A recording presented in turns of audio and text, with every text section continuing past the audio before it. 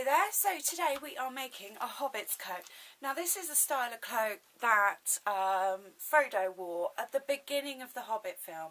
So it's made of velvet. It's like a posh cloak. Could we say that? Okay, let's see how we do it, because in a way it's quite simple. Sorry if I give you vertigo, but I'm going to move the camera down. That's good. So here we are, we have a square of fabric.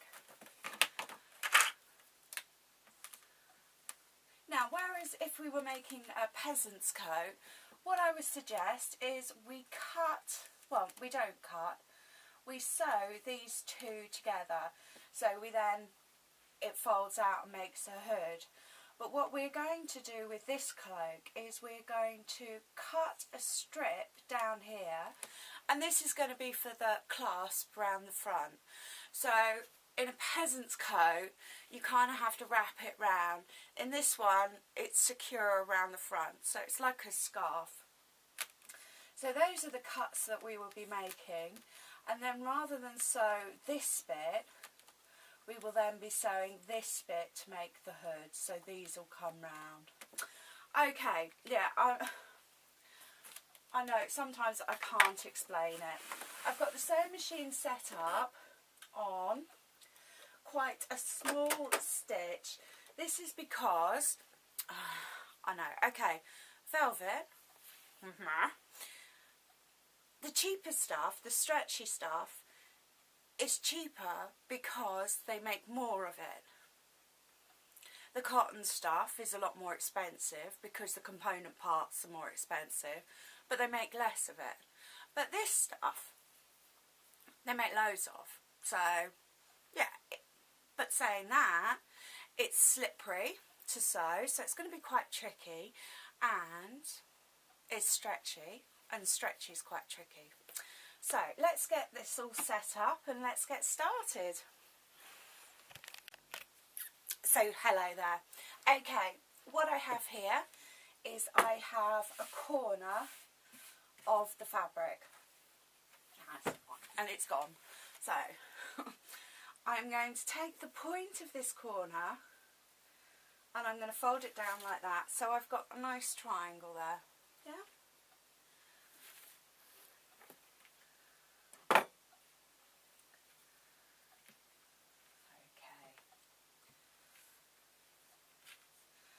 I am going to measure my head, half my head, and then I can make the cuts so that I've got enough to get my head into the hood. And I am going to cut 90-degree parallel to the edge, not the V, and then I am going to cut 3 inches in. And then I am going to cut probably 8 inches down. This is really up to you. Now the smallest that you can get this, the better, because what we're then doing is we're wasting length of the cloth. So as small as we can get. Okay. I then need to continue this line upwards, this sewing line, but this material is now scrap material.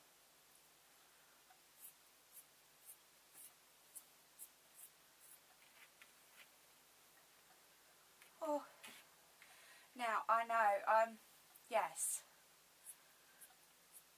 I thought if I use these little scissors they'll be really sharp, but they're not. So that's my own fault.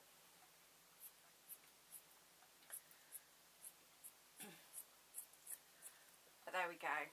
It's not ideal, but it's good enough. So what I'm left with is the V cut, this much cut off, but some of it just cut down. Okay, there's no easy way for me to describe this. Now, sewing lines. I'm going to fold over right side to right side of the scrap of fabric that I've used. I'm going to put that in my sewing machine and I'm going to sew round this square so that when I turn it inside out, I'm left with just a very nice little square bit. Now, rather than skip sewing the fold, I'm going to sew the fold so that I've got a nice crisp edge there. I'm careful not to stretch the fabric, and I've made sure that my machine is set up with a shiny new needle.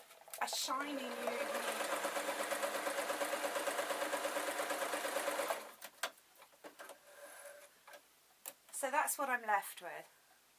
Just a little pocket. And then I can turn this inside out, and there we go. This is going to be the front strap of my hood. I'm going to take the cut edge, I'm going to fold it right side to right side. Now this isn't going to fray because it's stretch material, and if you stretch it, it will kind of roll into a hem. So it's really up to you. How long do you need this cloak for? Is it for a party? Is it for one night? Is it for a play and you need it for a long amount of time? But it's entirely up to you whether you take the time to hem it. But as I said, it's not going to fray because it's not that sort of material.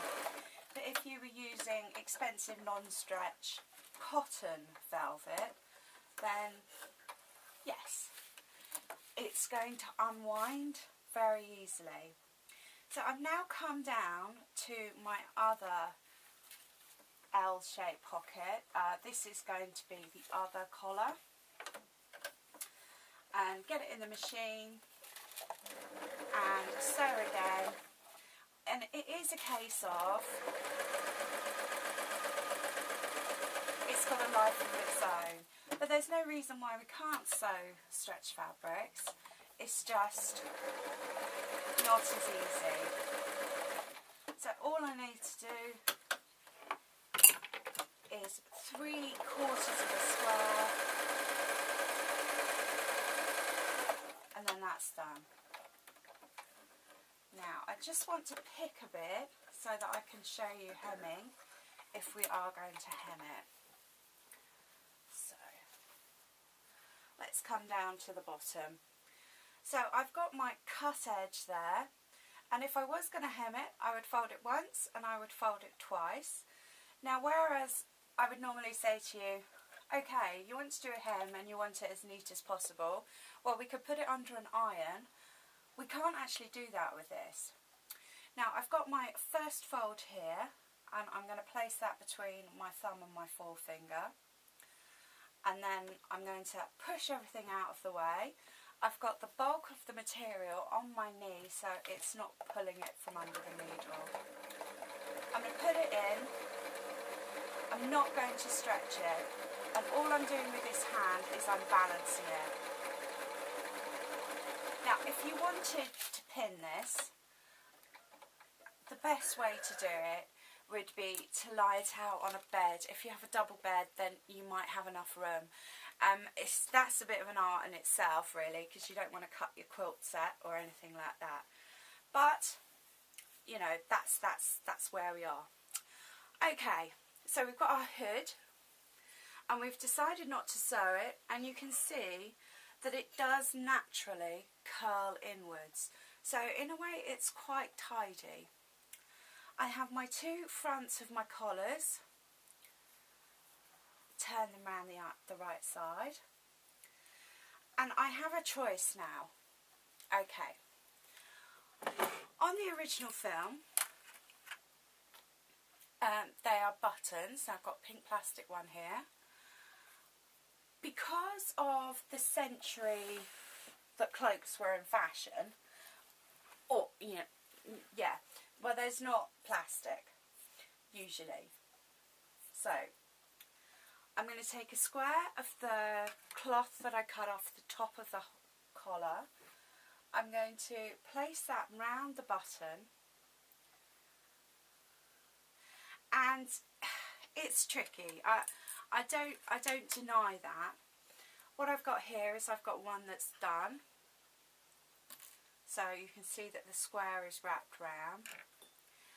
And what I'm going to use is this to sew on to either the collar or halfway round. Now, when I say put it onto the collar, what I've then got is I've then got press studs to hold the collar in place. Now, I just think that's a lot easier, but I'm jumping ahead here. So I have my fabric and I have my shiny pink button. The buttons that would be available at that time would have either been made of bone or wood, or as Frodo was a rich young man, I suppose he could have had metal or, well, it states, doesn't it, that the dad, not the dad, don't know. Yeah, the uncle had brass buttons on his waistcoat. So, but what they were on the cloak was just buttons covered in fabric. So underneath those buttons would be either made of wood or bone. Okay, all I'm doing is I have my button here and I'm literally stabbing across the centre of the clumpy bit. I'm going to take as much fabric as I can and hold it down, and I'm going to wind round this thread. Now this is just to get this clump in a manageable amount, and then I can put the needle through the centre of that sort of wind, and if I have enough thread I can knock that off and then I can trim it.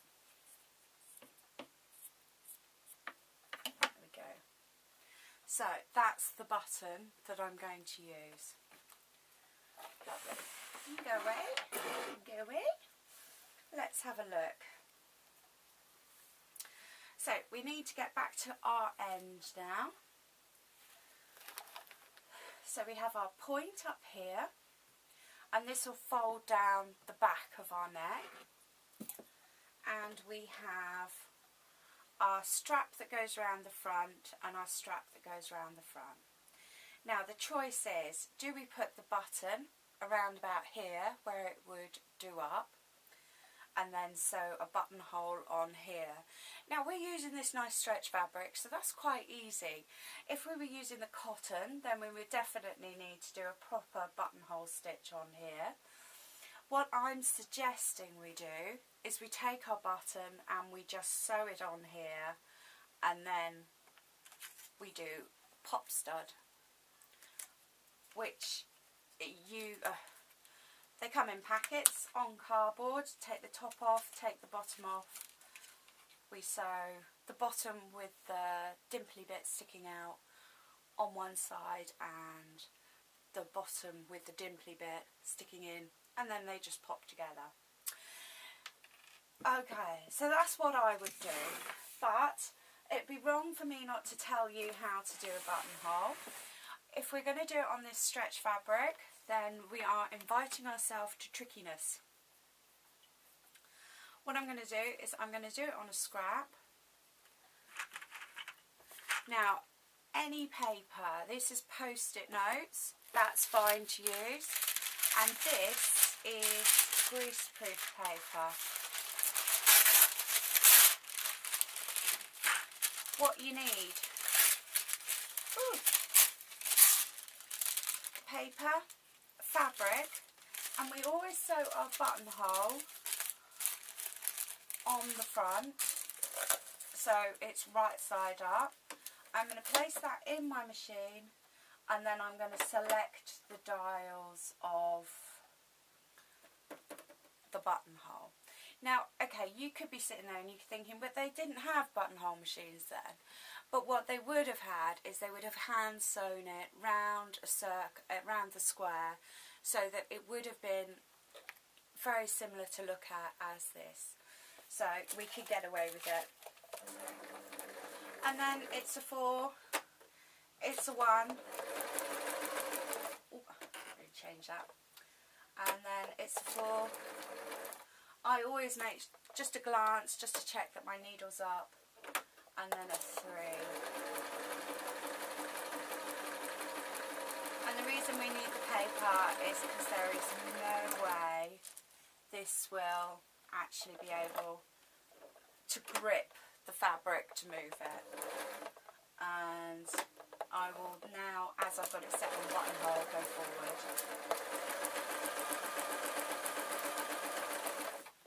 So yes, now it's a case of removing the perforations. It's quite easy to do. It wants to do it. And we either have the choice of folding it in half and cutting it with small sharp scissors, or we can use a stitch picker just to go through. Now either way, I do recommend that we put a pin in the end, and this just assists everything. Okay, well, I think I've made this video overly complicated, mainly because I chose perfect material, but rather than do cotton velvet, I've used Draylon. Okay, which Draylon you're going to be able to get hold of. Cotton velvet, maybe not. Okay, so I put my pins in, put my fold in, and then very carefully I can just cut that, and then I have my buttonhole. And I've done it whilst the paper's there because I didn't want it to travel too much, so. Alright, thank you ever so much for watching. My name's Fiona from Weekly Sewing Bee.